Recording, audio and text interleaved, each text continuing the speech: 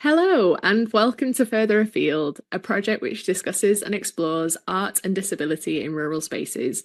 My name is Bella Milroy. I'm a disabled artist based in my hometown of Chesterfield in North Derbyshire. And Further Afield is a project produced in collaboration between myself and Level Centre, who are a rurally based Arts Council England national portfolio organisation in Roseley, Derbyshire, just down the road from me.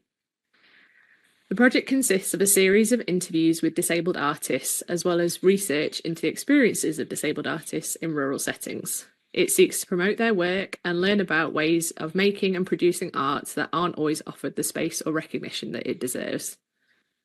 All Further Afield interviews are available to watch on the Level Centre website, and an audio podcast version will also be available to listen to. There'll be transcripts of all conversations. Go to levelcentre.com for more information about the project, access, and contributing artists. Further Afield is a project supported by Arts Council England, Level Centre, Shape Arts, Derbyshire Libraries, Harlem Art Space, Arts Derbyshire, and Wising Arts Centre. My pronouns are she, her, and for my visual description, I'm a white woman in my early 30s with an oval face and round cheeks. I have pale white skin with short brown hair and round glasses. I'm also working from home, where behind me there's a grey sofa, a lamp, some cushions, and a stack of shelves and drawers in the background. And there may also be some dogs and a cat wandering around from time to time. So today I have with me Sade Mica, who I'm very, very excited to have as part of the series today. And Sade is an artist who describes their practice as being rooted in exploring the self in relation to gender and performance, how the world around them affects their relationship to their queerness and the body they inhabit, how movement is policed by environment and us, and how fraught the control we have over our perception is when thrust outside of solitary environments. They explore how their body is both freed and restricted, liberating themselves and their limbs in the British countryside, posturing against vast landscapes foreign to them, capturing the stillness of their form and thoughtful movements, as well as those more chaotic and less considered. They use textiles to eschew the expectations of stealth bestowed upon trans people and their bodies, and embrace unmasking the performative nature of gender, placing the onus upon those who aren't aware of the sacrifices made to find peace within one's body in the way that they are. Sade, thank you so much for joining me today. Would you like to do a short visual description before we start? Yeah, I've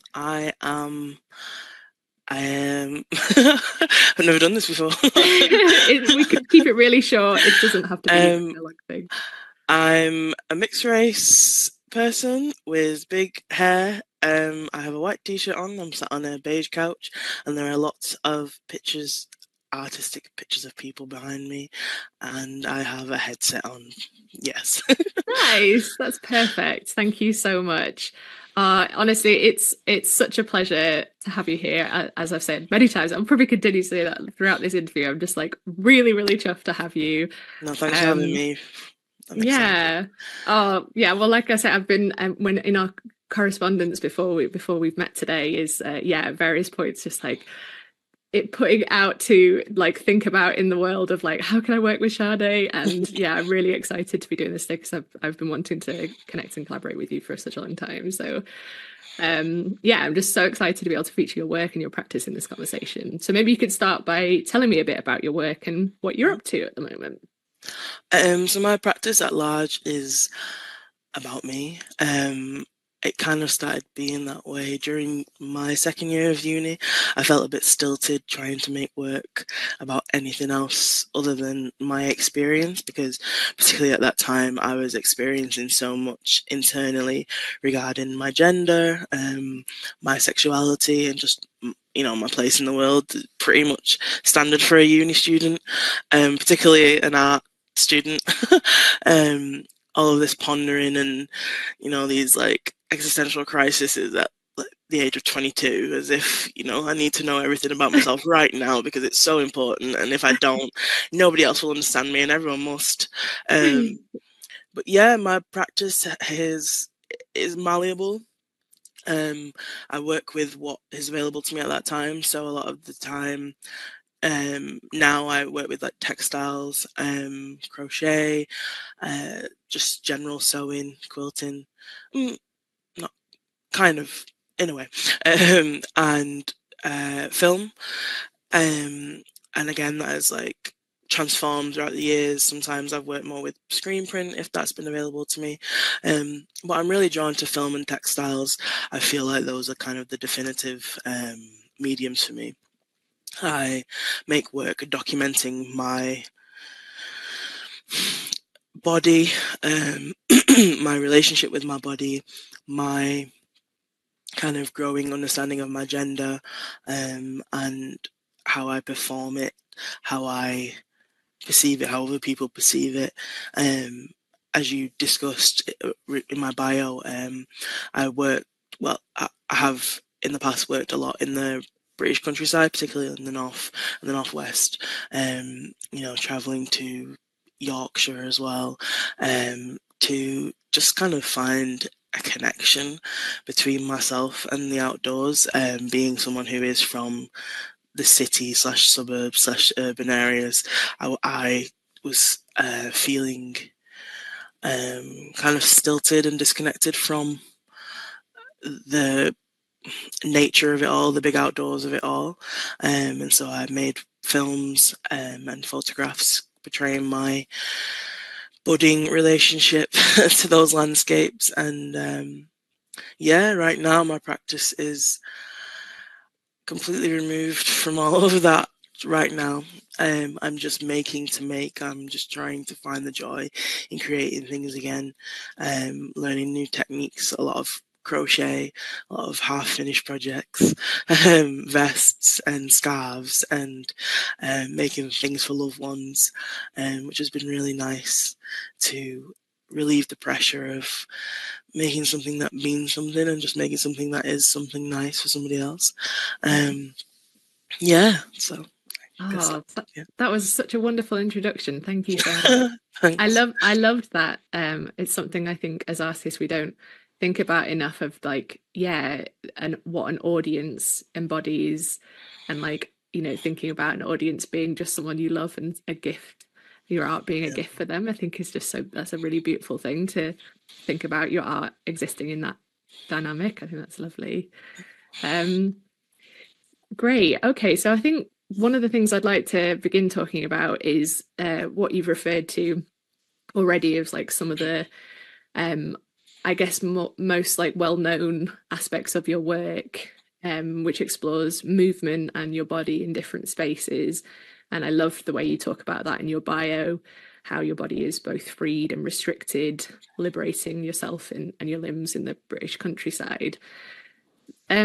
This is something I think about a lot within the context of chronic illness and disability, and of course, like other marginalized experiences of racism, transphobia, classism, etc., and how the constriction of movement can be a really foundational experience, both personally and politically within society too. And I'm really interested in like kind of ingenuity and resourcefulness and imagination of artists who are confronted by those kinds of constraints of movement in this way.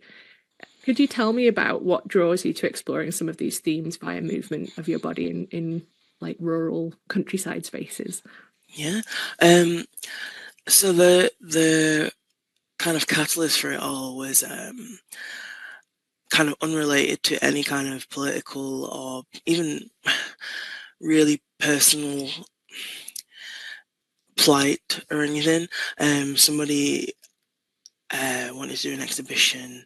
I don't think the exhibition actually went through in the end, but they messaged me to make a piece of work that was inspired by something we do completely for ourselves, completely selfish, not kind of moralized in any kind of way, but and mine was travel. This was in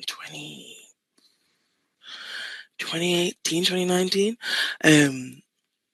I was learning how to be independent and do things alone if need to be, not having friends to go places with and explore new places with, on just like not being able to line up our schedules and stuff.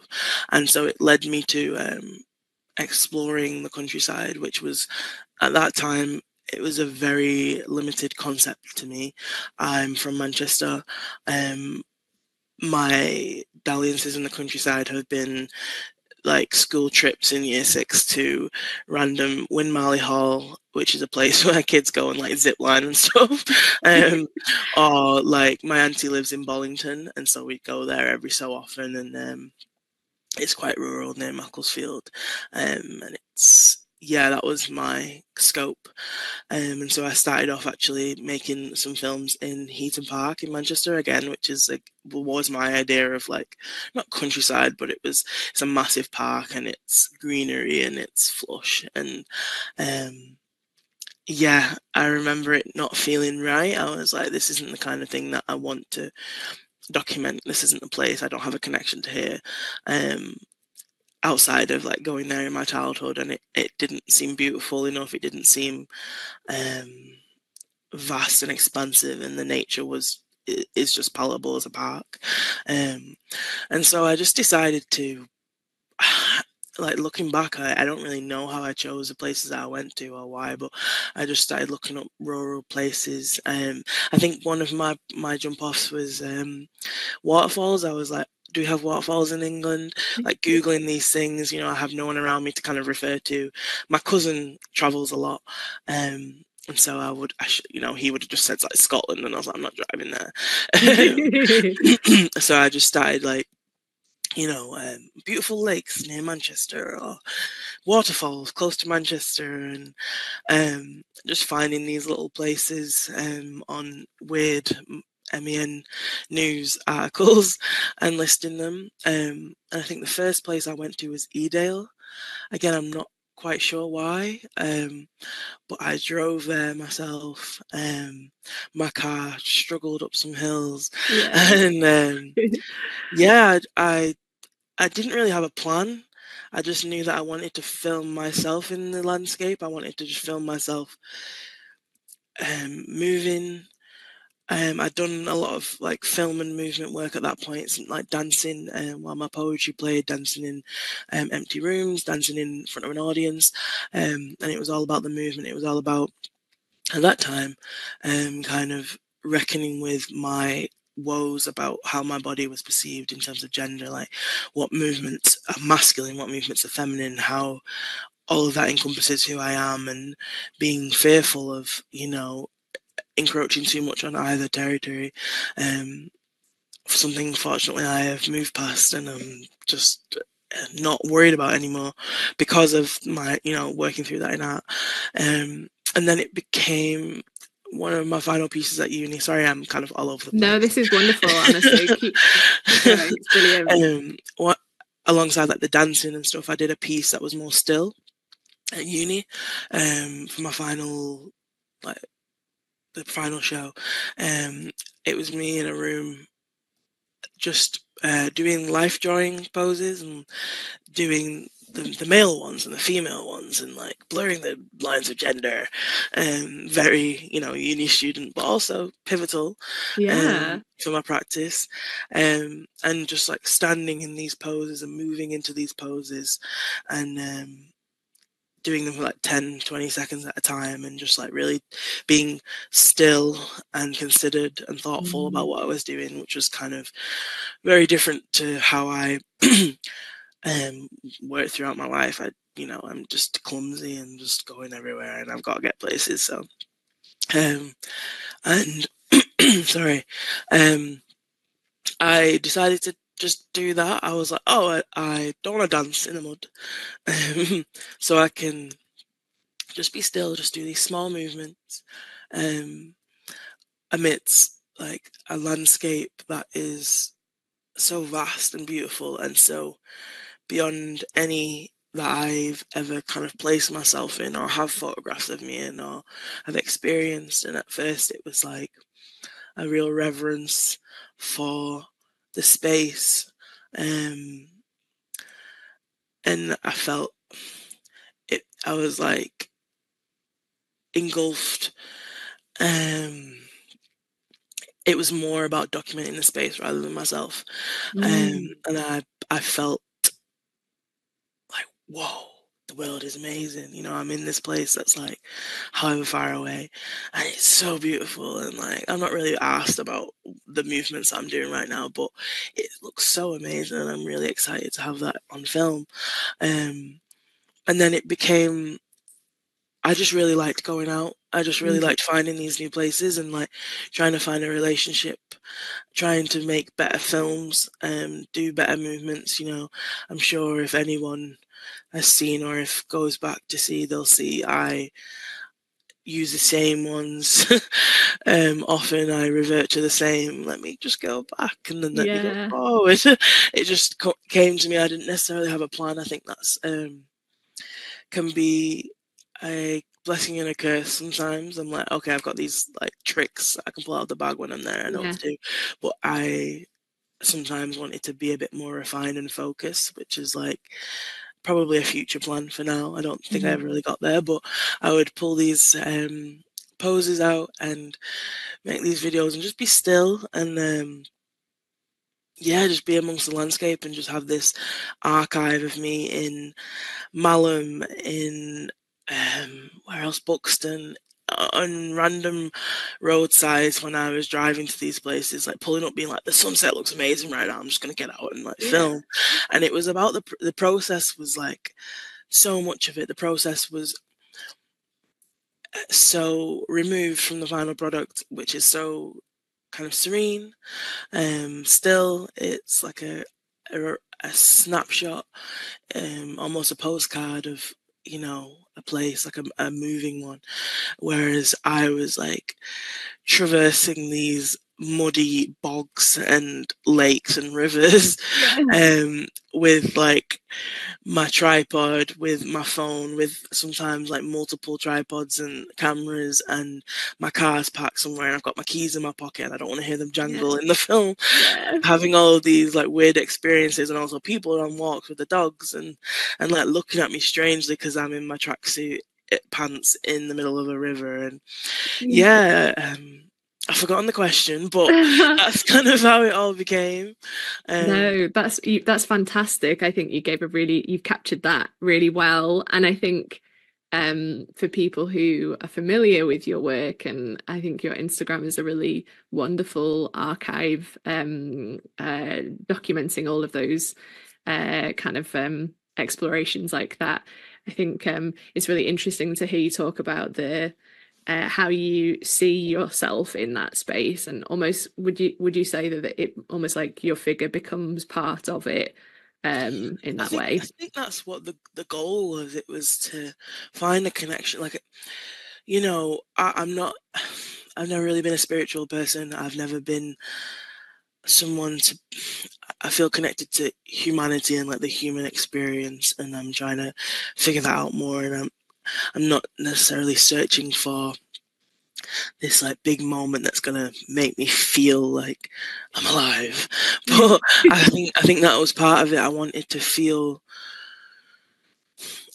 I wanted to respect that, you know, even though we are these like weird advanced creatures who have evolved in ways that I feel are probably wrong. Like we shouldn't have brains that are so confused and have and go to work. We shouldn't have cars. We shouldn't have all these things. You know, we shouldn't have paper and plastic and all these things. But we do, and I'm trying to like find this stillness and this connection and this like rawness, this animalistic thing. I want to Mm, feel we are the trees, not to be all woo woo, but we are the trees, we are the grass, we mm, are the mm. sky, we are the water, we are all of it. And one day, you know, we'll all be within it somehow, like Yeah. physically at the end of it all. And I just wanted to feel that. I was like so desperate to have this moment, so to speak. And it just became, I ended up, you know, understanding that it wasn't going to happen like that. And like, I just had to be in it. I was it, even if I couldn't Mm, feel it. You know, it's like anything else, like being loved, people search for that people search for like a romantic love, and it's like you are loved by Mm, so many things and so many people. You might not feel it in the way that you expect to, or you have been told to, or anticipate mm, to, but it's there. It was like I am part of all of this, and I am at one with it, even mm. if I'm still on my iPhone at the end of it all, if Yeah. that's how I'm documenting it. Um, yeah, I think the process of filming those things, like looking back at them, doesn't sometimes gives me that feeling. I'm like, the slow movement, the me um, embodied in a way that I'm not usually. I don't move like that in real life, and it was I saw myself as like this kind of statuesque, free flowing thing, which was Mm, nice. But it was also, when I'm doing the movements, I can hear the sounds, I can smell everything. My eyes are closed or focused, and I'm just slow, and I'm taking it in. And at the end of the day, I feel really enriched for having been there. I feel the senses. I feel cold. My feet won't warm up because I've been like barefoot in a river again. yeah. I've got dirt all over me. I've taken things from the land accidentally, like the dirt, the rocks, all of this stuff. Mm, And so, like, in small ways, I did find a connection, and this part of me now, like, since the pandemic. um I've not been out. I've not made those films in such a long time. I've not been to the countryside, and this is part of me. I'm like, so I miss it. mm, I miss the exploration of it all. I miss the freedom of just driving anywhere and finding anywhere and pulling over and being excited to get out and make stuff. It was just mm, really fun. mm, And I trusted myself. I was mostly alone. I did all of the filming and everything alone. And I could take my time. I could walk slowly if I needed to. If my mm, body was feeling unstable, which it often was, I could, rest. I could get in my car if something wasn't going right. I could leave. I could film over and over again, um, to get the right shot. And I think that was a part of it, just really taking time to appreciate the whatever I had, and also like not being in control of what happened. Sometimes, if mm, it gets darker, or if it starts raining, or it's like I'm at the will of the world, not necessarily mm. me. So Yeah. yeah. Oh, that was amazing to hear you talk about that. And I think some of my favorite aspects of those films are the moments where you are you kind of moving to a pose, and then when you find that stillness, there's something just so beautiful about those moments. The way it just, you never know when you're going to stop the pose, and you're just kind Mhm. of continuing on. And quite often there's like the wind or the river sounds or something else. And it's just, there's this real kind of softness to it and grace, but then also this kind of like tension too, which I think of just like you as a viewer, such an unknown of how the next Yeah. movement is going to take place. And yeah, that I love them. Thank you. um I guess it's really interesting as well to hear you talk about the process of it as well. And I wonder if maybe like those artworks arriving at a public audience is just kind of like one element of that, and perhaps like the process of making them was in itself the kind of main mission of that, Yeah. and like kind of having an audience at the end of it was just kind of one element. Yeah. Yeah. The experience of, again, of the practice has been so enriching, and has made me more confident in my body, um, and it made me more ambitious, to find new places to actually go, and like to make a relationship with the place. I kept returning to Malum. um, Yes. I really loved Malum, and I've not been there again since 2020, around this time actually. And it's such a special place to me. And having weird experiences with people, on my travels, like strange conversations, potentially sometimes dangerous conversations. Yeah. Um, yeah, and Was yeah, becoming sorry, No, it's fine. Please continue. Yeah. not just becoming more confident in I was going to say something, becoming more confident in my body, and also um my my myself out there, like having those weird conversations, having people see me. I remember one day I was finishing. I had an exhibition in London and I had one more film to make for the like a deadline, and they wanted me to go back to Janet's Foss in Malham. I'd made some films there, and I was wearing my binders that I make, um, and I had a film like in the waterfall, and they wanted me to wear.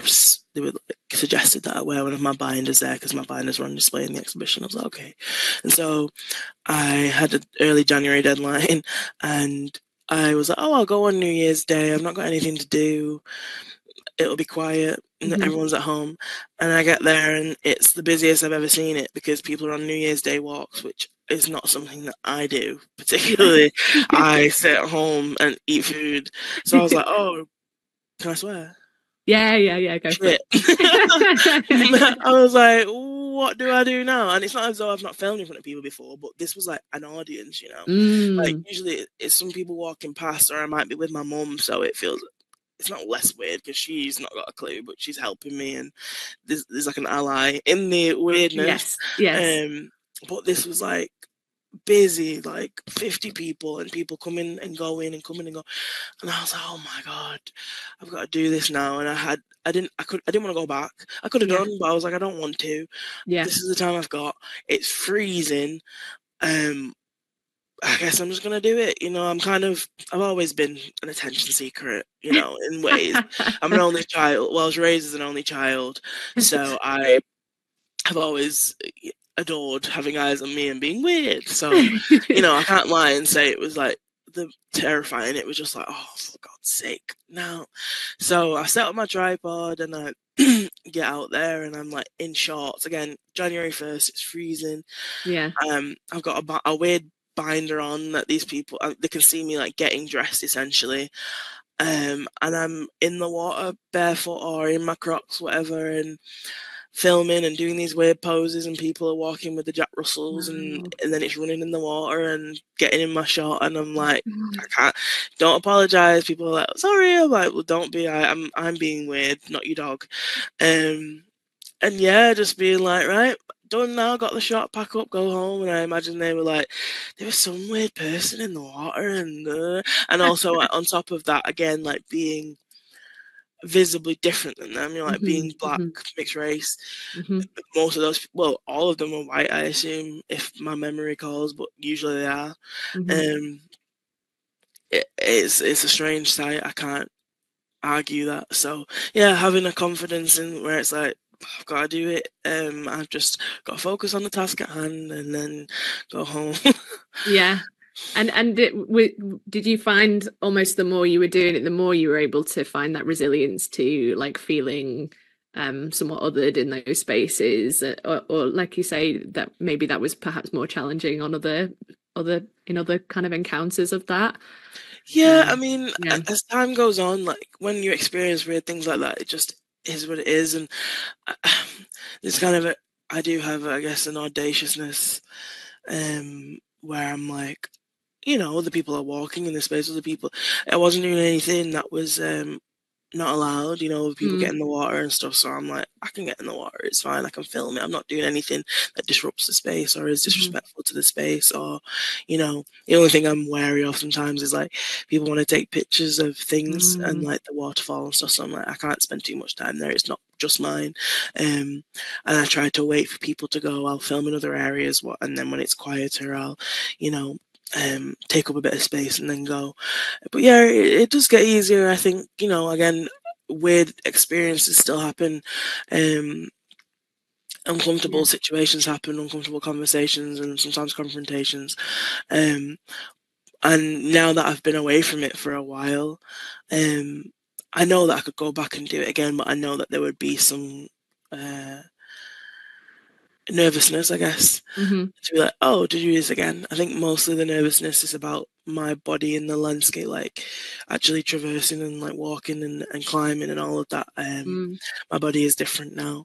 I feel less in control of it, Hmm. or less confident in its abilities, its resilience, so to speak. Hmm. So yeah, but yeah, I mean, the more you do it, the more you're like, well, I've done it before. Yeah. And again, I am like at the end of the day, I just someone who like, well, it is Yeah. what it is. Like Yeah. whatever. Yeah. They've got something to talk about when they go home. Like I'm sure, because I would do the same thing. I remember being on a train once to Edinburgh and seeing a man like by the train tracks, but not in a dangerous way, but like in a little patch of nature, just doing yoga. And like, Yeah. as the train went by, and I've told people about that and being like, oh my god, there's this man, this bald man. um, so I'm like, I'm sure I'm the bald man for someone. Brilliant. Oh, thank you so much for talking me through like that. I feel like we got a really good um full picture of what kind of draws you to those spaces. I guess one thing I'd really like to talk to you about is that you were part of a show at the Yorkshire Sculpture Park in 2022 called On Queer Ground. And on your Instagram, you talked about working with the Yorkshire Sculpture Park as one of the highlights of your career so far. I wonder if you could talk about what made that such a positive experience for you. Yeah. So I got to stay at the park. They have when you like first go in, there's like arches to the left, um, and they are flats. There's like two flats, I think, in there. And so they were like, yeah, you can come and stay. We've got, I think it was like a week they'd given me, but I ended up staying there for just like 3 days. Hmm. Um, and you've got like full access to the park. Like anytime, we'll give you a little lanyard. If the security come, just show them that, it'll be fine. And so it was like, wow. I've been there once before when I was 16 in college, so that would have been 2011, 12. Um, and yeah, it was just like an arty place, and I was like, oh, the sheep. I didn't necessarily, I had a nice time, but like I didn't have enough time to really appreciate what was there. And so just the premise of like, wow, I can stay there and I can go anywhere and I can do, yeah, while people aren't there, and I Oh can have yeah. peace, it was amazing. And it really was like, I actually had a bit of a mental wobble like right before, and like was just like not in a good frame of mind, but I was like, I've got to go through this. Like on the drive there, I'm like, I don't want to go. Yeah. um, Yeah. but I was like, I've got something to do, and also it will be fine. And it was. I got to just be free in this like beautiful place with like amazing, like larger than life art. I don't get to see so much art and so many just like really engaging sculptures and installations, and in such a space, Mm. I usually am trying to make the art in the outdoors, so it was really nice to be in something like that wasn't an enclosed like gallery. Yeah. And there are animals around, and there are different landscapes, so to speak. You've got the water, you've got the grass, you've got like really muddy parts that you can get stuck in. And yeah, it was a really, really, really nice weekend. I got up early on the second day, like before it opened, and it was beautiful weather, like the sun shining, it was freezing. It was Oh in wow. April. And Yeah. I just filmed, and like the ducks are quacking in the back of the film, and the sheep are like running away from me, and I'm trying to be like, hello, beloved. And they're a part of the film, and I just got to, I don't know, I just have free reign of this like beautiful place. Mm. Um, and I got like pushed by one of the cows, one Wow. of the Highland cows. I was like, it was the first day I was just scoping out places, and it like saw me and like came over to me and was headed straight towards me. I was like, oh no. And I've got my phone and I'm like holding my backpack, trying not to like drop it because I don't want to startle it. And Yeah. it came up like right in front of me Oh my and like started goodness. pushing me with its head, its horns, and I was like, oh my gosh. And there were some people that were close by me. I was like, it's fine if it starts like trying to, like maim me, they'll help. And then I turned and they were gone out and they'd Oh seen God. it, and I was like, why are you not helping me here? But it Oh. didn't in the end. I think it just wanted to be my friend. Fortunately for me, I'm alive to tell the story. But Oh. it was just like Mm. this really cute experience. I don't know, I just felt free, and it's a beautiful place. It's so peaceful and nice, and um yeah, just walked a lot and just had the time to just engage with this. Like I felt like it was like special to like be there outside of hours as well. I was like, wow, Mm. nobody gets to see it when it's not that it ever gets massively busy to the point where it's like, God, I wish people would go away. You Yeah. can go to a bit more secluded areas and there'll be times when you won't see anyone around, but it was like so still and so Yeah. beautiful and just so vast, and Yeah. oh, it's amazing. Yeah. And yeah, Oh, that sounds absolutely brilliant. Yeah, lots I of fun. I I went not that long ago. I think it was like October, and that was the first time I'd been in a really long time, like many years. Mm. And yeah, I was just like just like you, and this was just on we went for the afternoon. And it was just that sense of immersiveness, I think, is Yeah, just like so wonderful to like, and again, like you say, like um being immersed in art is like I'm always like, oh yeah, like it's not something that I get to do very much. And yeah, so yeah, like being immersed in that space, and like I don't know, there's something about like the attraction of the blob, like these huge blobs of sculpture, just like massive big lumps of stuff, and you just yeah, like feel really small yeah. amongst it all. It's just so yeah, And that they're must so have still as well, yeah, yeah, and like so um like it feels redundant to say statuesque, but they're so powerful and statuesque, yes, and then there's just like this moving tree, and then yeah, sheep, and the yeah, sheep. There was one, I don't know if it's still there. It probably is, but it's kind of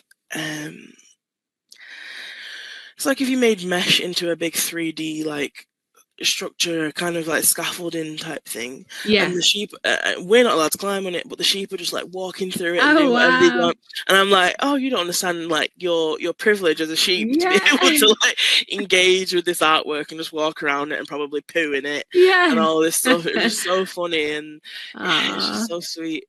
ah, that Yeah, sounds like a really great experience. I yeah. was I it sounds like it was a really open invitation for you to come and simply be in that space. Would you say that like um like in terms of how art organizations can support artists to have those like outdoor immersive experiences like that? Obviously, like Yorkshire Sculpture Park is like a unique place in that respect, but like yeah, what would was it there's something about that kind of open-ended invitation to simply turn up and just experience it that felt like it enabled you to have that really positive time there?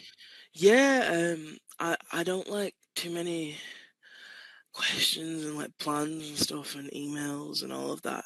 I don't, and I feel like I've been quite fortunate in my career. Um, People don't like expect, they just trust that I will do things because I'm Mm, open about it, and I'm just kind of to the point. Um, but so are they, which I really appreciate. They were just come to the space. They like made an effort to build a relationship too. Like while I was yeah. there, introducing me to the space, and we went for dinner and stuff, which was really nice with some of the people there, Sarah, um, and it was just. Yeah, like no pressures. They'd seen my work. They kind of knew Mm, what I did and just kind of offered the space as like a canvas essentially, and Mhm. like letting me stay there as well was really cool. It was like, Mm. you don't have to just come for the day, you can be there while nobody else is, and also I filmed while people were there as well. It was a nice mixture of things. It Mm. was um just and like trusting me to do that. And just I don't know, like it just felt really special. I don't know why and how really, but it just felt like super nice and like chill and casual that they, you know, um, had just kind of, yeah, given me it really was just a blank canvas and Mm. time to just do what I needed to do. Yeah. Um, I, and no expectation of like what the end product would be, but kind of yes. knowing that I would figure something out. Yeah, I think it's so wonderful when organizations are able to like trust in artists like that and allow them to like and be led by what the artist kind of like what emerges through simply spending time in that kind of space, and that um not following a kind of prescriptive formula of like an expectation on something, but Yeah. like kind of this like investment in your time and Mm, the history of the whole like research you've been doing and then applying it to that space. Yeah, that sounds really great. I'm so glad you got to do that. I think one thing I'd really like to talk to you about is the kind of intimacy of a lot of your work, um, which is something you kind of touched upon in talking about like you're making work in rural settings and landscapes of that kind of the vulnerability of your body in those spaces. Um, and in 2020, you had your solo show, It Takes Time, at Outpost Gallery, where you displayed film, sculptural installation, and embroidered duvet of handwritten notes, all exploring your experience of counselling. Your films feature you in the countryside of northwest of England, posing, standing, gazing. All of these feel like really intimate, yet also open and wide, and exposed in these landscapes. Can you tell me a bit more about what intimacy means to you in your work, if that's something that you think is relevant to this question? yeah, I think by virtue of being about the self, even if it wasn't all kind of so much art is intimate, but like because I am kind of documenting and interrogating my experience as a person and kind of being vulnerable in that way, it is intimate. It's choosing what is appropriate to share, um, a sacrifice in some way. I don't mean to sound like a martyr at all because I'm not. I'm just an artist and an administrator. I'm not doing anything groundbreaking, but I it is, um, if I feel like if you want to make something particularly about yourself that is moving and impactful, there has to be an intimacy, there has to be a care, there has to be some kind of sacrifice where you share more than might feel comfortable for other people. Like you shouldn't. There's a limit to pushing your own boundaries, and how much you want to give to people. Say, for instance, like if you photograph the body, like if you um, don't feel comfortable being fully nude, and that's not something that you want to be like in the canon forever. Um, you really have to have conversations with yourself about what you feel is appropriate and what you feel is right for you. Um, but also that being open for that to change and um, understanding that it will be subject to experiences and understandings beyond you. I put my work. I remember in uni, I made some pictures of myself. This was like super early, obviously, into my practice, but I was photographing my body. My friend was helping me, Emily, and like it was the first time I'd been like in underwear around someone, and then putting those pictures on the wall, and it was about my queerness, like parts of my body that I saw myself as fractured at that time, like say my hair is the black part of me, or a black part of me that says that to other people. My skin color, my hairy armpits are queer, and Mm. my boobs are feminine and female. All these things, I was like breaking myself up into these portions, and I put that on the wall.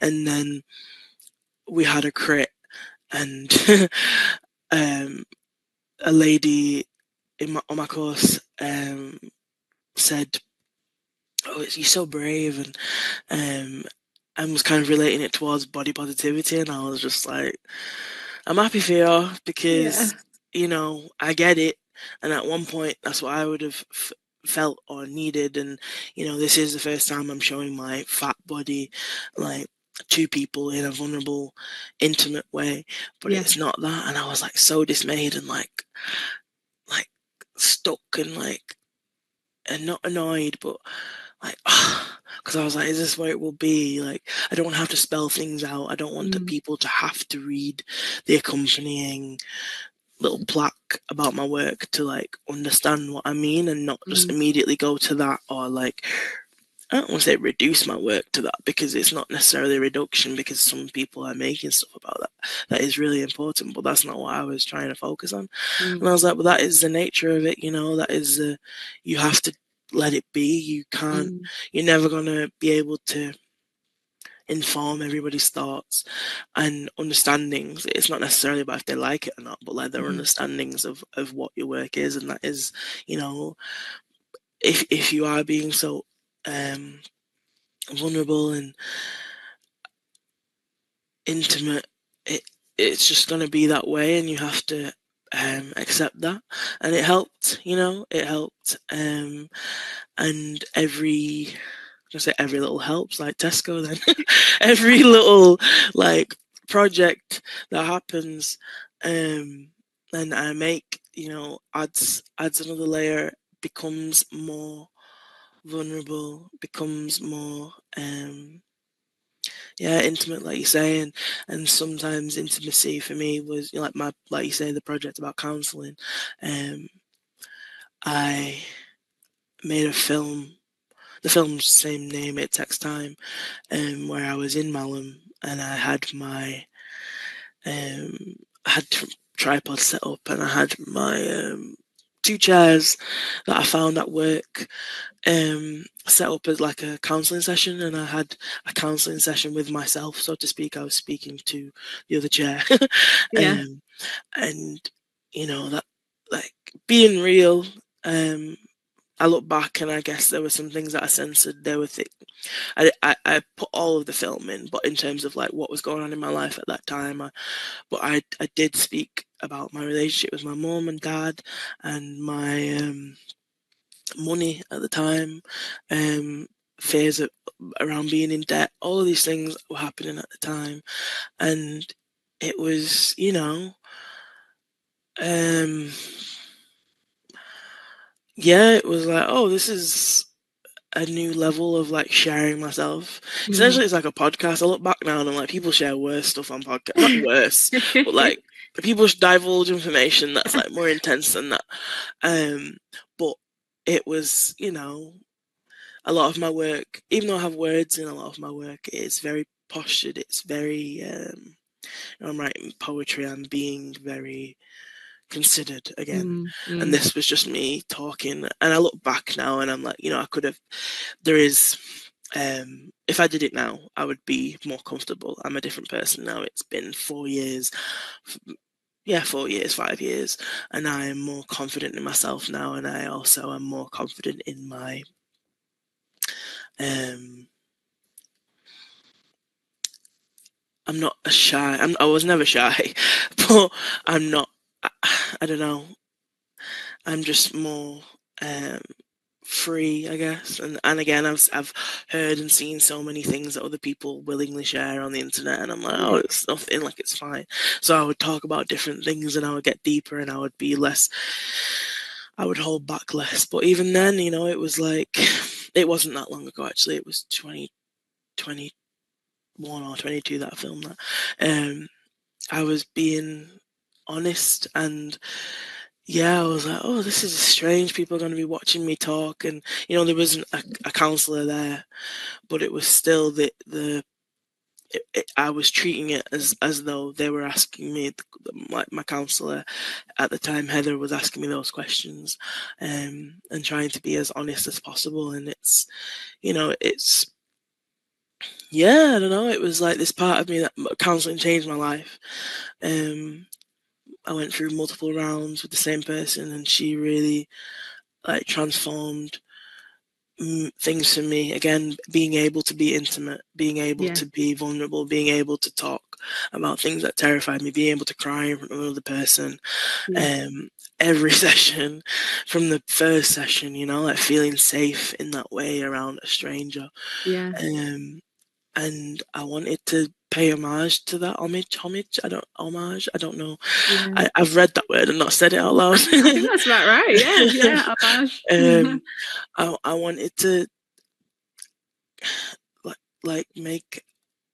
I think at the time I said I wanted to make tangible, something tangible from it, that Mm, from an experience that was so worthwhile to me, and mm, it was an ode to Heather, my counselor. It was an ode to the time that we spent. It was an ode to the work I'd put in, and it meant it. I don't know. You just like giving people these layers. Like, people yeah. are watching that film and like hearing the intimacies of my life and reading the notes on my bedding, and Yeah. they've never spoken to me. It's like, whoa, Yeah. that's weird. But I think it helps, again, being in an age where we share all kinds of things all over the internet, and things aren't too taboo or terrifying to talk about Mm, now. So I'm like fortunate. I think it would be a bit more revolutionary if it was like 20, 30 years ago. mm, So I mm. can't just credit myself for being this like really confident person.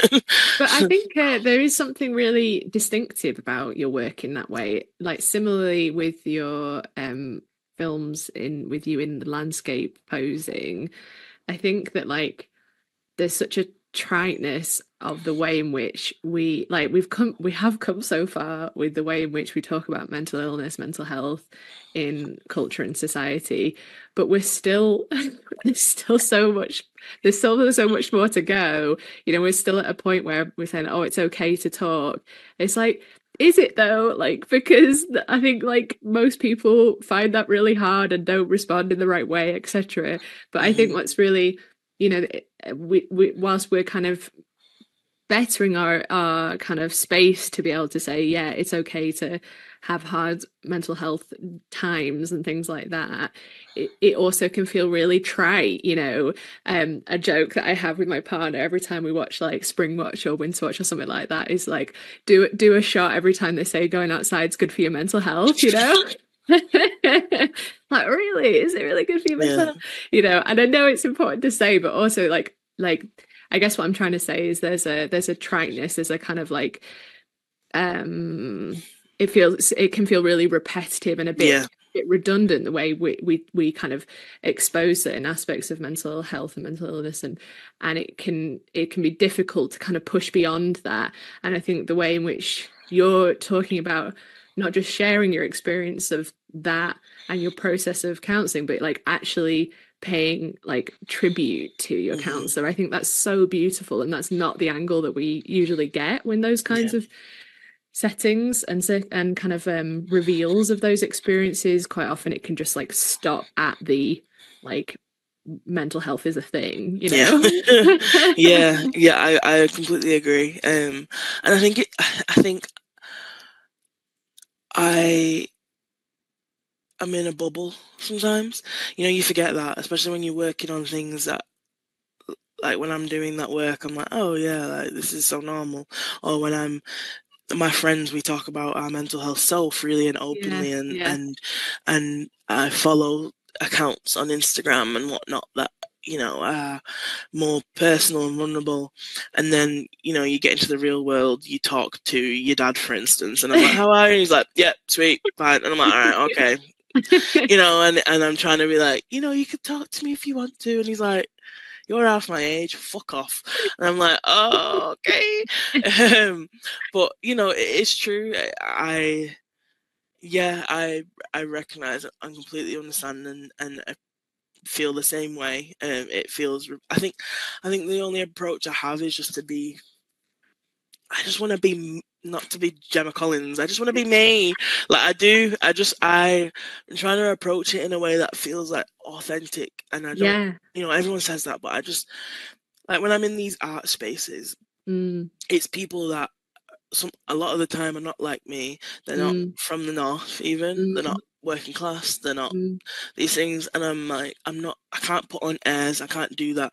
I know how to talk. I know how to be in those spaces. I know how Yeah. to play the game, for instance, Hmm. to a point, but I'm always going to be a university receptionist slash administrator who didn't even think they would go to uni, didn't know, like, didn't have any understanding of that as a concept, didn't think that art could be a career. Didn't is just lives in Oldham because I can afford to live here. You know what I mean? Hmm. Like, all of these things.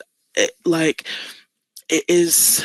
Yeah, I'm just trying to. I'm talking like I do in my accent. I'm writing my poems like Mm, I mm, speak because it's important for me to have my actual voice there. You know, I mm, know how to write in the Queen's English, so to speak, but that's not how I communicate. mm. Even like, you know, in interviews like this, and conversations like this, like I'm trying to be as thoughtful as possible and really like interrogate my work with like the right words.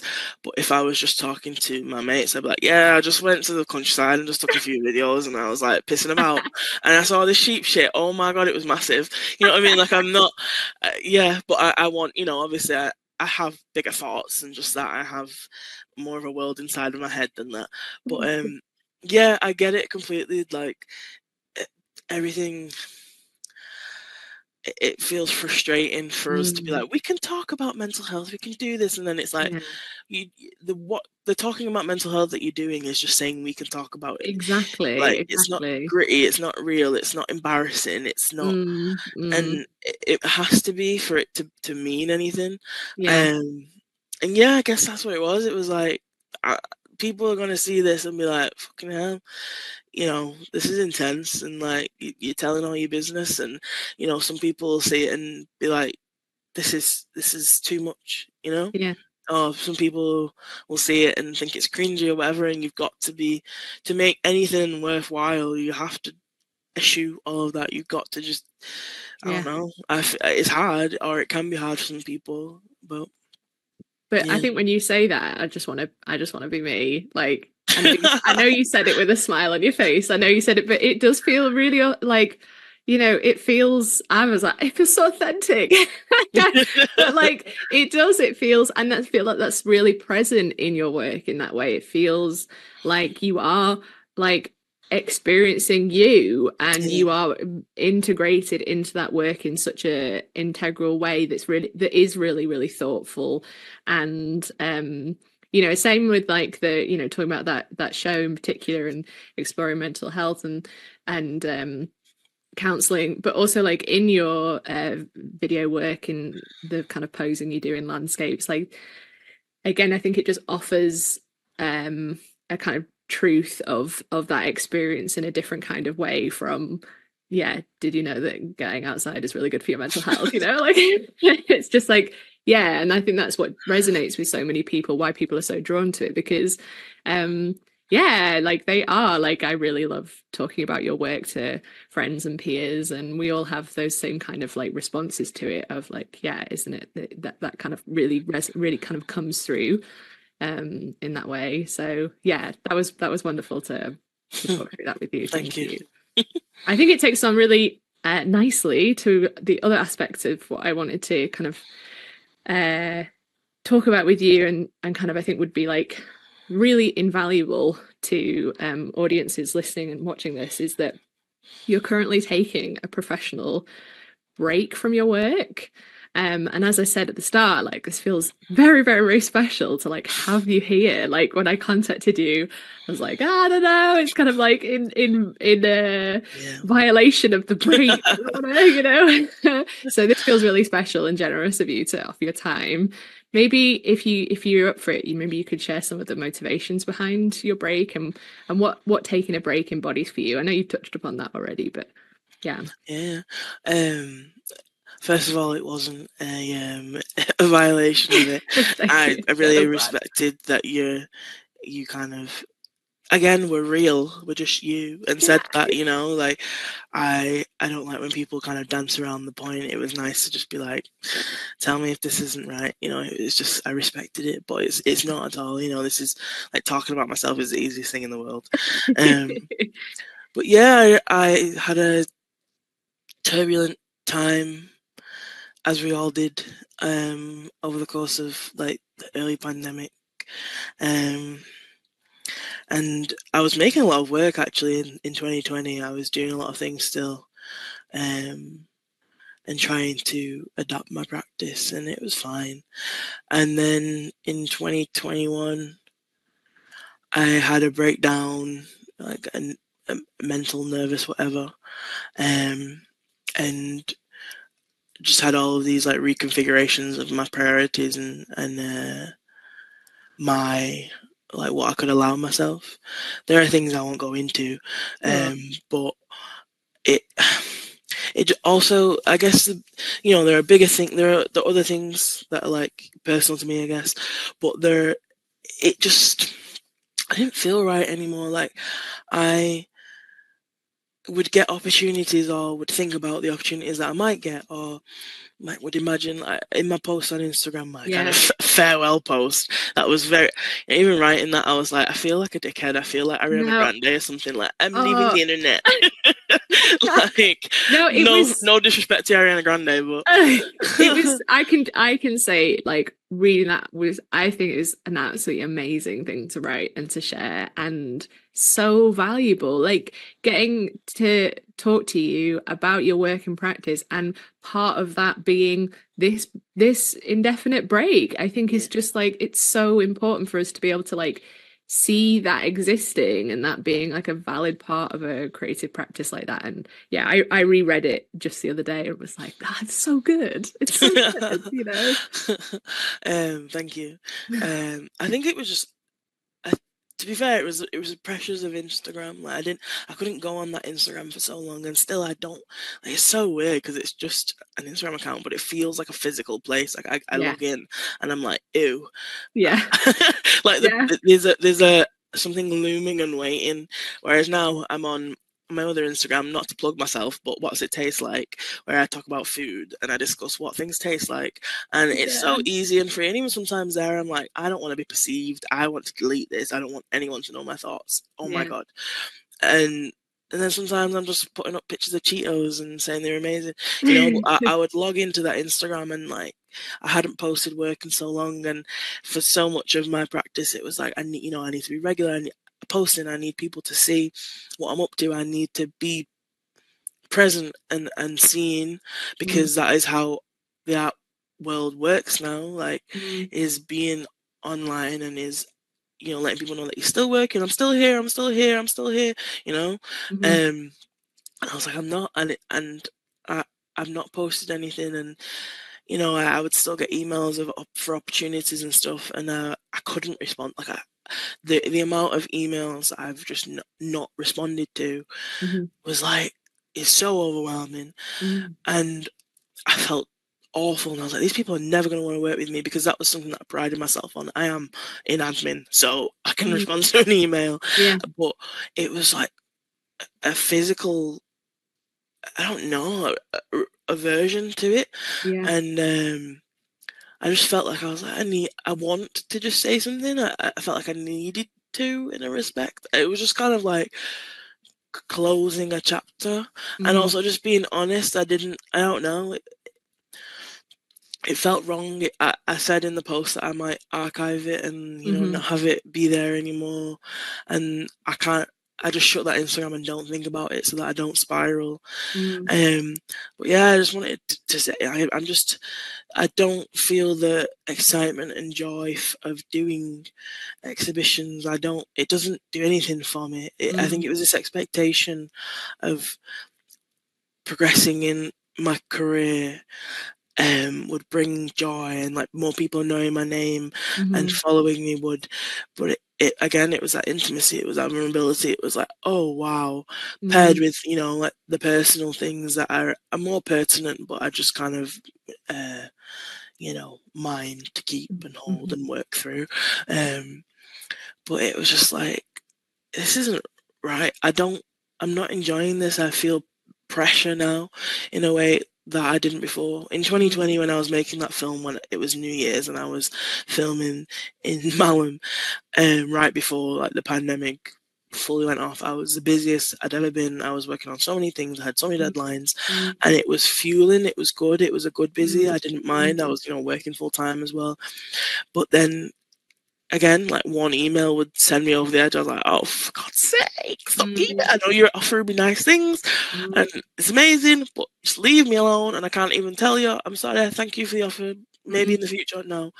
And I was like, it just doesn't, it just didn't. I was like, why am I doing this if it doesn't feel right? Like, what I Mm. like to do is make and create and figure things out and make things wrong, and then make a crochet vest and it's too big and I have to unravel it all and I'm fuming, but also I've got like I need to be dedicated and make something good. There's no point. Like I didn't used to have that. I just make so much shit and be like, it's all right. But Yeah. now I'm like, things that nobody's gonna see apart from when I wear them out to town or something. Like I'm like, it needs to be nice. I have that dedication. But yeah, I just kind of was asking myself like, what is it? What is it for? Why am I doing this? I don't want fame. I don't want I don't want my life to change in a way where my current everyday looks unrecognizable. I Mm. don't want to be bogged down by like these deadlines that are looming, and like one email won't suffice. I can't just say, I'm going to do it. It's going to be done by this date. Leave me alone. They want Mm. updates, which Mm. is understandable, but Mhm. they want updates. They want me to come here, there, and everywhere and have meetings and do this. And I'm like, oh, fuck off, fuck off. Yeah. And they're Yeah. asking me, how do you want your work displayed? Do whatever you want, just don't damage it. And they're Yeah. like, oh, is this okay? I'm like, yeah, I've told you. And again, I'm not nasty, not to be No, nasty, but no, I I'm understand what just you're like, saying. oh. Yeah. So yeah, it was just like this reckoning. I was like, it just doesn't. I don't want to do this. Mm. And it was scary. It was like I'm throwing away this potential. I'm throwing Mhm. away this work that I've done, but I don't see it that way. No, or I'm trying not to. I'm like, it was something that I was like, I need to figure out how I actually feel. I need to sit down and set some time aside to realize what I want. And that's not how life works. It's just like with counseling and everything. There's never a right time to delve into something. There's Mm. never, I'll figure this out and then we'll work through my Mm. problems. Mhm. Life doesn't work like that. Mm. And you can, feelings and understandings and like worldviews can progress without you actively sitting there and taking time to work through them. Like Mm. the gut feeling for me is the right one. Mm. My After my breakdown, my gut was like, truly, if something started to feel wrong, my anxiety would spike and I'd be like, I'm not doing that. Mm. That's my answer. I don't need to like kind of sit and ponder the pros and cons of things. It was like my body's telling me no. Mhm. My body's telling me that's not right for me. Mm. And it was good. I felt really confident in that. I was like, I'm glad that, even though I feel so off kilter right now, that Mm. that there's some part of me that knows what I want or what I don't want. Um, and has some kind of control amidst all of this chaos. Um, and yeah, it was like, my old lecturer follows me on Instagram, Brendan, and he's been, a gem like Oh throughout my wow. entirety of my since knowing him since 2020, like starting my course at Salford University. Um, Brendan Fletcher, I'll say his full name. Um, and he always believed in me, always supported me, and always has just given me so much praise and reverence and been really excited for me. And I remember thinking, oh, what's Brendan going to think? Mm. Like, I'm sad to be somebody that he really championed for, and I Mhm. felt so much respect from and for. And then to be like, I don't want to do art anymore, or I don't want to do it in the same way, or I'm not going Mm. to do it. I was like, wow. But I was like, I can't do it. Like, it's not even a case of like choosing. It's just like Yeah. what I was doing is no longer what I can give. I've slowed down the pandemic and the time that I spent, and just being ill mentally and sometimes physically. Like, I there's just no way to exist in the way that I was anymore. Sorry, I'm rambling right now. No, you're not. You're not.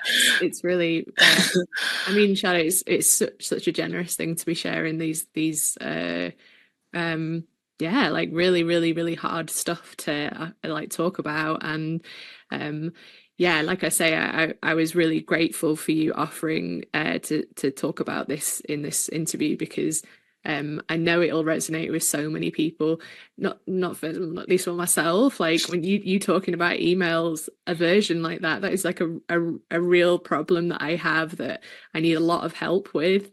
And sometimes it's been really bad, and then sometimes it's better. And emails is something that I feel really passionately about talking about, in terms of like having a practice and like supporting artists to like do that in a way that's like feasible Yeah, long term. Because like, as we've talked about in our own exchanges, of just like, nobody tells you at art school that emails are like 80 90 double. percent of the job. Like, this is it, this is what we're doing, sat at the desk all the time. And it's really challenging. And yeah, so you're not rambling at all. This is really generous and really thoughtful. And yeah, thank you so much for sharing that. I wondered, like, um maybe you've touched upon it a little bit with and please just say if any of this is stuff you don't want to talk about within this context of like your break and that kind of thing. But we talked about like the intimacy of your work, the vulnerability of that. Has taking a break been motivated by some of the different boundaries that you might have around, like, because it's something that I think about a lot within my work, is like personal cost. When your work is a creative resource, is this internal mind, space, body, and yeah, I wonder if that sometimes the personal cost has been too great, and maybe that's also part of motivating that professional break from that, maybe. Yeah. I think again, like the other stuff Mhm. is like the bulk of that. Um, Feelings of guilt. Do I deserve this? Does my voice should my voice be heard? Should my work be seen? All of these things again, like, is my stuff. Um, but also knowing that, like, going if I was going to be honest in my work and going forward, like, that would be what I would make my work about, and it's just not the vulnerability that Mm, I'm willing to share, or even I can't do that. Like, it's mm, just stuff that I have to figure out on my own and address on my own.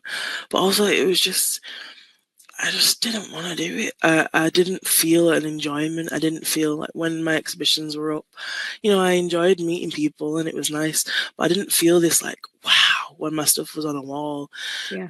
It was not. It was cool to see and it was like whoa, but I don't know. And I think again that is like these expectations that we put upon certain experiences. Just like say like getting married, like people are like, oh, my wedding day is gonna be so amazing, and then you hear Yeah. brides being like, it's the most stressful thing I've ever done. Yeah. I didn't see my husband or my wife or my partner all day. I was talking to family members that I don't care about. Yeah. It's like we have the reality of things is not what the expectation is, and it's good to reckon with that. Again, it's that thing of like being honest, being me, being Mm, Gemma mm. Collins, Yeah. and just being like open about like what it is. And I felt like I was betraying some sort of people, myself, my dedication, all of it, because I was like, this isn't really that fun. Mm, Like, it's I feel fortunate and very thankful, but I don't revere this in the way that I'm. I feel like I should. I don't mm, like what is fun. Again, what is interesting for me is the making. Is like speaking with other artists and hearing about what they're doing and seeing cool work and mostly just not to be self-centered, but just making my own stuff. I just really like making stuff, Mm. and the rest of it was just like, okay, I wasn't enamored by institutions, and just like the idea when you're younger and being famous is like, oh my god, it's amazing, and I have so much money, and then you see like people. I recently watched Elvis. Sorry to just go everywhere with this, It's but I fine, was go for like, it. I wrote a massive letterbox review about it, but I was like, oh my, and I know fame is awful and evil, but I was like, this again, this is this thing where people are like, well, at least he had a wonderful life, and it's like he didn't, like, No. just tragedy all the time, and like Yeah. being exploited and taken advantage of, and even if it wasn't that, it was like people are in his business and like he can't have privacy and all this shit and blah blah blah, and I'm like, these things that we revere are just like not what we're told that they are, and Mm. it's not as like tragic and drastic for me being an artist and sending emails, but I was just like, this is, it's just not serving me, and like the personal cost, like you say, is like me just not being true to myself. If I was continuing with that, if I was saying yes to things, there were things I said yes to and then had to go back and be like, I can't, I'm so sorry, I can't do this. And it was like, I felt like I was letting people down. Whereas if I tuned into myself when I first got the email and just was like, no, I don't want to do this. Mm. I don't have the capacity for it, rather than working myself up or like Mm. desperately trying to meet a deadline. Mm. It was just pointless. And then again, it did allow me to just get back to creating for the sake of it, and it's taken. Not I like my exhibition. It takes time. It's taking time. It's, Yeah. I'm not doing things that I'm necessary. Again, I'm not making things I would put in a gallery. I'm making vests. I'm making a coat for my partner. I'm Yeah. making like all kinds of weird things that are just like everyday useful items, which Yeah. feels good as well. I'm like, oh, there is a purpose in this. I'm Yeah. making stuff so I can wear it. Yeah. I'm still displaying it in a sense, and it's not my practice. It's not like fine art. It's just a Mm. not to diminish, but this for me is just a crochet vest.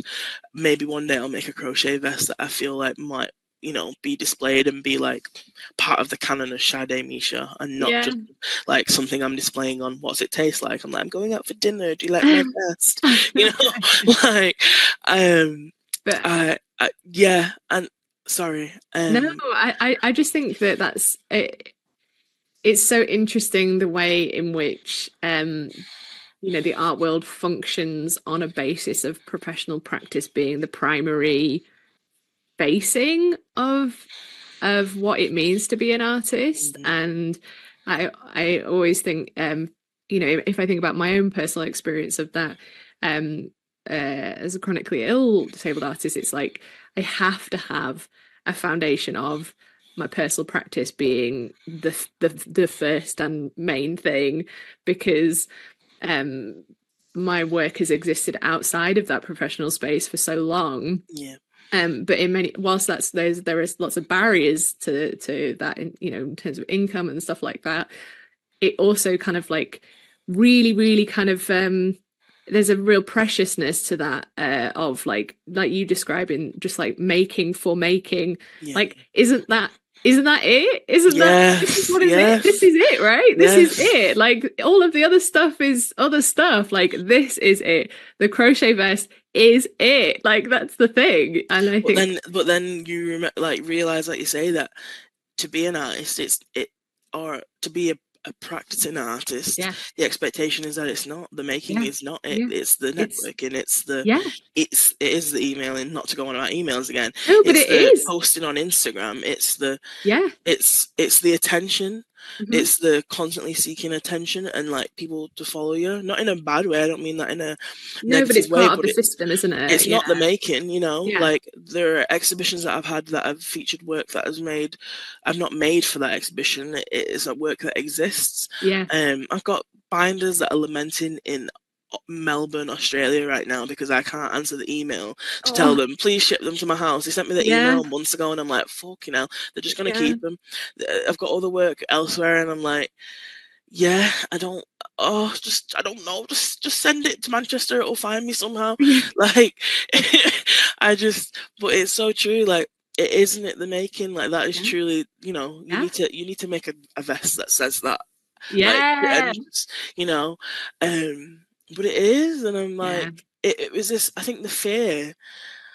So much of it was like, some of it is, I know that without participating in the art world and like getting exhibitions and having them fun in, there are limits to my work. There are films that will never be made, Hmm. so to speak. There are sculptures that won't have ideas for things that I'm like, whoa, I'd need thousands of pounds to do that, and I'm not going to get it because I'm not doing an exhibition. And it's just like, well, I've got to adapt then. I'm like, maybe I just draw that out in a sketchbook and it exists Mm, there, and the idea mm, is in the ether, and it's like, mm. my work, that is the idea. People die with ideas all the time. People die with unfinished works. I have to be fine with that because it's going to be the case. Even if I engaged in all of this, it's going to be the case. I think it was just the fear of like what my practice could be and could have been. But Mm. I have to accept what is and not lament that. I can't Yeah. sit and be sad about that because I'm not doing that. I've chosen not to do that, to Yeah. protect myself, to Yeah. honor myself and honor the other things that I'm dealing with.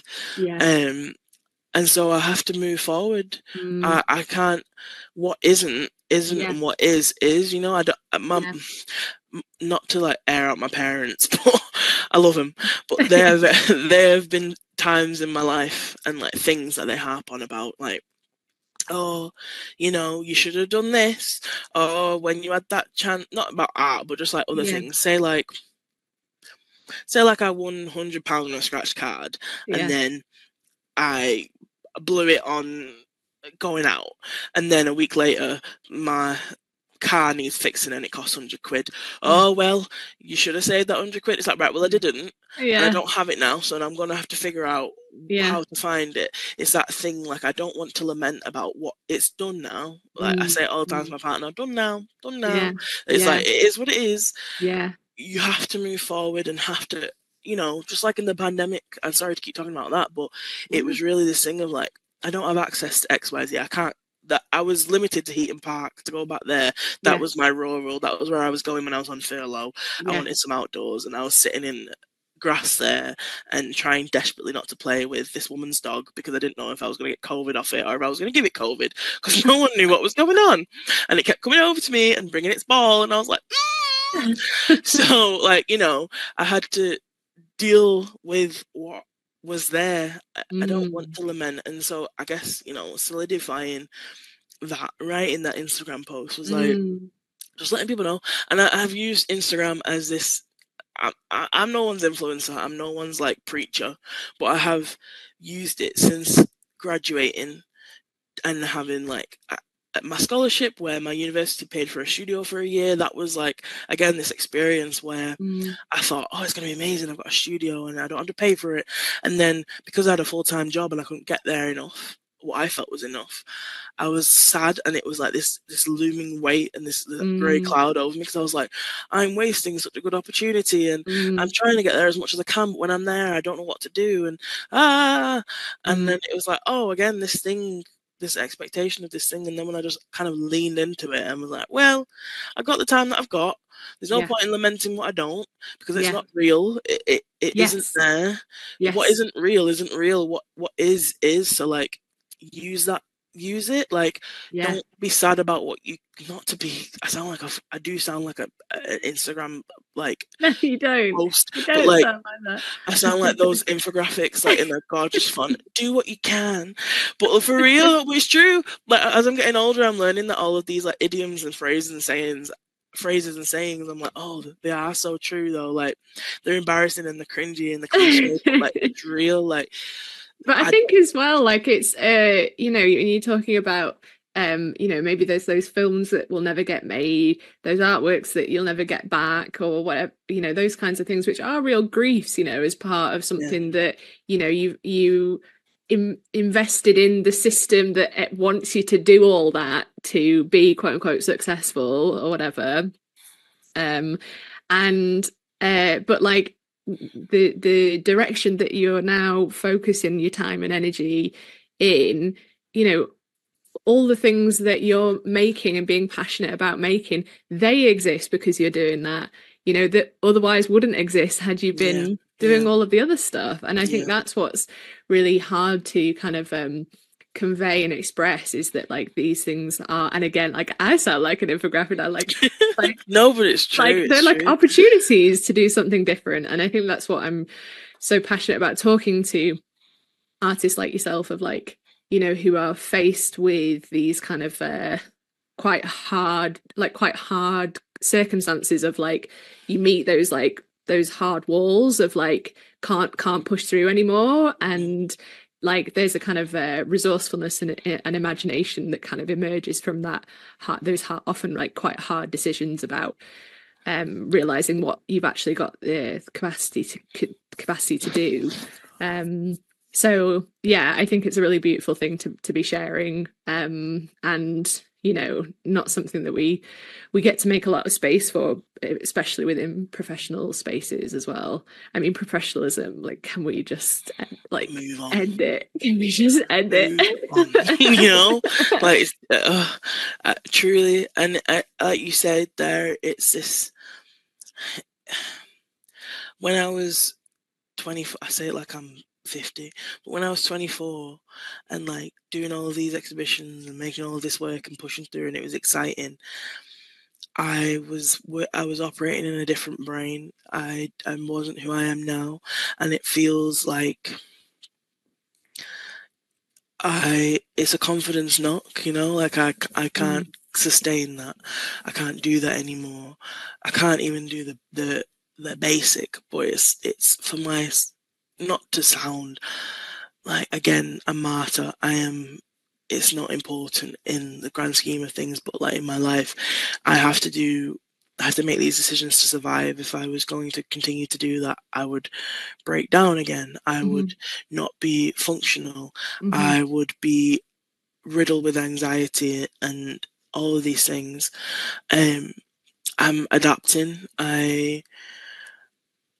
It's just, it is sad, and again, I have to take time to grieve that, and in ways I have, or like, and I will be, and things might change, they might not. Mhm.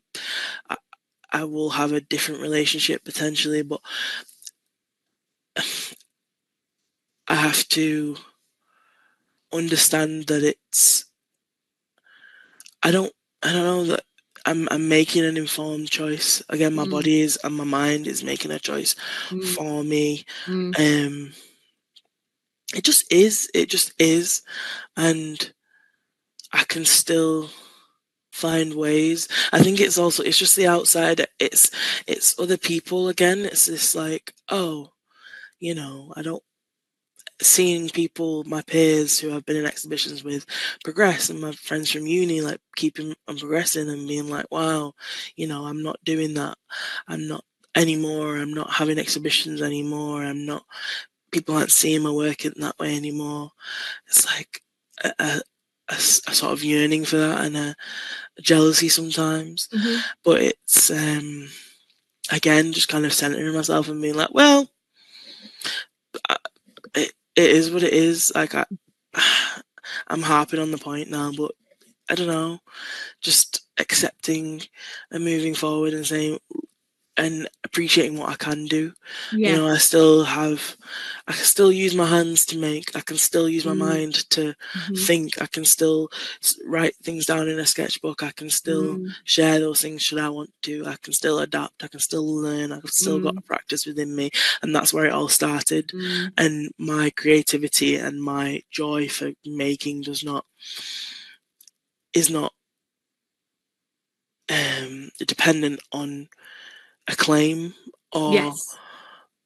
or exhibiting or Instagram Mm, attention mm, or money mm, even, mhm. and it's, yeah, I don't know. I'm just happy to be crocheting, and I was proud of Yeah. myself when I made my vest. And I've got Oh, yeah. multiple that, again, I've made halfway and then moved on because my brain is like that. But I'll come back to them, and I've got Yeah. time to, and Yeah. I'm being patient and I don't know, it's just fun. And it's nice to be able to do that and to not lament again what isn't, because this is what is. And um it's like breaking that notion of like what was supposed to happen. Yes. Life isn't, again, life isn't that. Yeah. I didn't think that I would ever like cut my hair short when I was, it's longer now, but I didn't think that. I thought I was gonna grow it, but things changed within me. I wanted to explore a different part of my gender, and I cut it, and it was like, oh, I didn't expect that, but that became like there is no set path, and so what is.